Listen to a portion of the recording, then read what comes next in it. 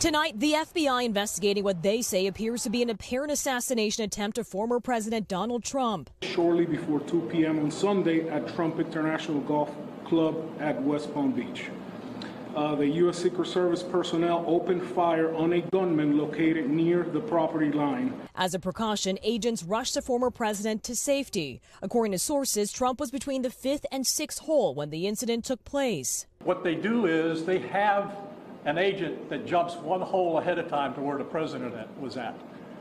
And he was able to spot this rifle barrel sticking out of the fence and immediately engage that individual, at which time the individual took off. Officials say 2 backpacks and a rifle were found in the bushes. And there's also a GoPro on the fence there where he was intent on filming what was going on. We were able to locate a witness that came to us and said, hey, I saw the guy running out of the bushes. He jumped into a black Nissan, and I took a picture of the vehicle and the tag. The license plate tracked by law enforcement on I-95. The sheriff's office in neighboring Martin County says they stopped this black Nissan and took a suspect into custody. There was a lone driver in the vehicle. That driver is now in custody and in the hands of the Federal Bureau of Investigation.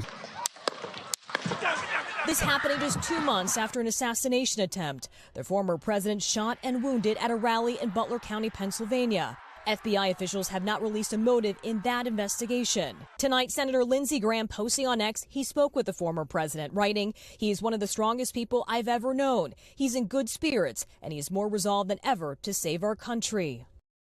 And Kathy joining us now live from outside the Trump International Golf Club. And Kathy, the security response understandably has been huge. Lester, that's right. It was huge, but also immediate as well. At this hour, there is a large security perimeter around the golf course right now. Several roadblocks in and around this area as the investigation presses ahead. But officials are saying there is no longer a threat with the suspect now in custody. Lester? Kathy Park starting us off tonight. Thanks. I want to bring in Tom Winter now, our law enforcement and intelligence correspondent. And Tom, we're learning more about the suspect. What do we know? That's right, Lester. 3 senior U.S. law enforcement officials tell us that the suspect has been preliminarily identified as Ryan Wesley Ruth, born in February of 1966. They say this is the person they believe is responsible for this incident today in what has been described by the FBI as an apparent assassination attempt. It was the quick thinking of a witness, Lester, that not only photographed this individual's car, according to police, but also the license plate. They took that license plate, put it into a database, and using license plate readers were to determine not only which highway he was on, I-95, but the general direction that he was going, which led to that arrest that Kathy referenced earlier.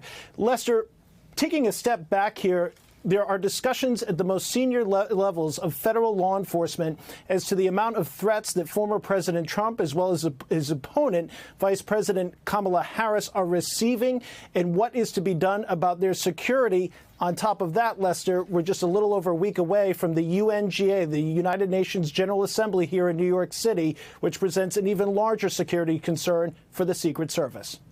All right, Tom Winter, thank you for laying that out for us. I want to bring in NBC News senior Washington correspondent Hallie Jackson now.